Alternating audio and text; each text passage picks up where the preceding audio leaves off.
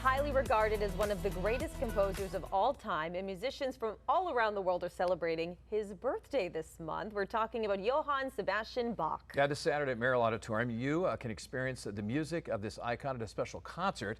Joining us this morning to talk about the Bach Birthday Bash is internationally recognized scholar and interpreter, and the organist will be playing his music on Saturday, James Kennerley. Thanks for coming on, James. It's great to be here. Thanks for having me. Yeah, you've been following the comedian, hockey, all kinds of stuff today. Now we got the musician on. Save the best till last. Yeah. So I did the math. Bach was born in 1685, so he would be 340 years old.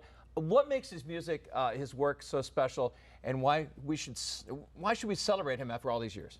Well, Bach's music is timeless, sort of the sort of thing you hear, and it's difficult to pinpoint where it comes from. And I think for me, that's where the power of this music is.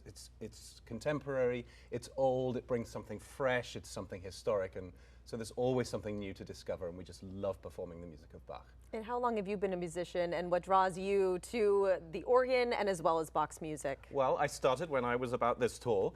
I started singing, and then I started playing the piano, and from there it sort of turned into the pipe organ. I first heard the pipe organ when I was about 10 years old and thought it was the best thing in the whole world. And the music of Bach is kind of tied up with all of that, so I started learning music by Bach and listening to it, and performing it, so that's been part of my life really for the last 30 years. Yeah, what piece of music will be performing this weekend? It will include Toccata and Fugue in D minor, which of course a lot of folks that have seen it on the film and also Broadway with Phantom of the Opera. Of course, yep, one of the most famous pieces by Bach, and one of the most famous pieces for the pipe organ. And it's one of the reasons that we love doing it, because people hear those first few notes, da-da-da, and they're like, oh, is it Halloween already? And so at this concert, what can fans expect as you place your fingers on the keys of the organ at Merrill Auditorium? Tell us about the whole night. Yeah, well, it's going to be a beautiful evening of music. It's also a visual spectacular because the organ has these amazing pipes that you see up front, but it also has 7,101 handmade organ pipes behind those ones that you see. So we have a big screen that will show my fingers and my feet moving. I have to play the organ with my feet as well as my hands.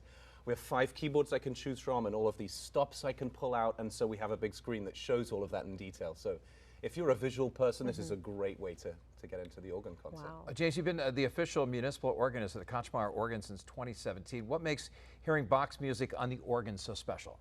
Well, the pipe organ we have here in Portland is one of the greatest musical instruments in the world. It was built in 1912, so she's well over 100 years old, and the sounds, it's impossible to explain.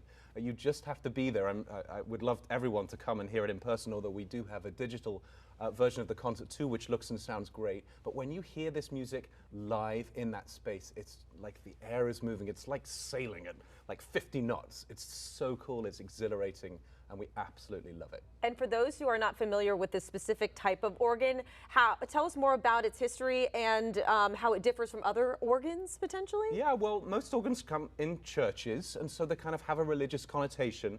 This is a concert organ. It was given to the city of Portland in 1912 by Cyrus Curtis in memory of his music teacher, Herman Kotzschmar. That's why it's called the Kotzschmar. Hardest name to spell and pronounce. I didn't even attempt it, I have to be honest with you. I made a good guess, right? The Kotzschmar Memorial Organ, which is why we call the Friends of the Kotzschmar Organ. That's the institution that supports all of this. And it was given to entertain people, not to kind of make them sit there and worship or anything. This was just to make people smile and make people laugh, make people cry, make people really enjoy themselves. And it's been doing that, as I say, for well over a century, and it is like nothing else. It's really awesome.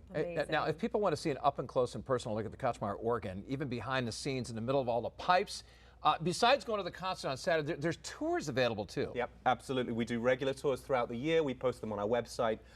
And you can go inside the organ. We start on the stage, which is pretty cool for a lot of people who have never been on the stage of Merrill Auditorium, one of the great performance halls in this country. So people come up on the stage and then we play and they're like, oh, wow.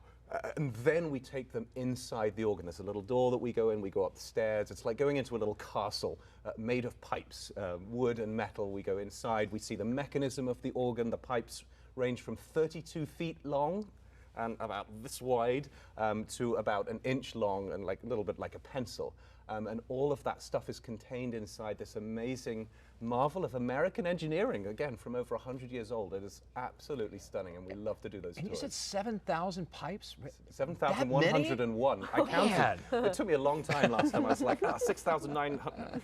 Yeah, we have 7,101 pipes. These are all handmade by craftsmen over the years, especially in the beginning of the 20th century, that really had these skills that we don't so much have now. So it's an antique in that way. It's also sort of fresh and new and vibrant for the 21st century. Now, when you're out there playing on Saturday, will you get a chance at all, talk about multitasking, but to look out in the audience and see the reaction? I mean, what is that like to see the jaws drop like you've been describing? It's fantastic, and we love to sort of see people's first reaction, because a lot of folks will come for the first time and they're not expecting what they see and they're not expecting what they hear. So I love to kind of gauge that. When I'm playing, my back is actually to the audience, so I have to kind of listen out, and people will sort of go, yeah. Oh, he didn't. What? Oh my goodness. He's not going. Oh my God. And we love that kind of interaction. That's what live performances is all about. Yeah. Yeah. Not everyone gets a chance to listen to classical music. Why is it so important to listen to it, to appreciate it, to go see it live, to listen to it on radio stations? I see it on records all the time. What makes it so special? Well, I think that on the sort of the primary level, it's exhilarating. It's new, it's refreshing, it's vibrant. It's different from what we normally hear on the radio typically. But I think on a deeper level, it really makes us better people. It makes us better citizens. It makes us listen rather than just talk. Here I am talking about it.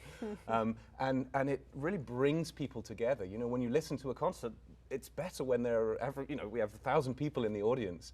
And so it's that sort of collective experience, I think, that really teaches a lot about humanity, what makes us great people and great citizens. And it's also entertaining. So I think it's all of that in one. All right, we'll break a leg on Saturday. I hope not.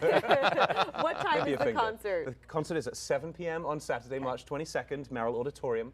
And you can find out more on our website, which is Friends of Kotzschmar Organ, FOKO.org. And da-da-da, da-da-da-da, nice. There you go. And Jeff is going to play. Yeah, exactly. Guest Next time. appearance. Duet with a trombone, wouldn't that be something, huh? Thank you so much for your time this morning. Thanks for having me. It's great to be here.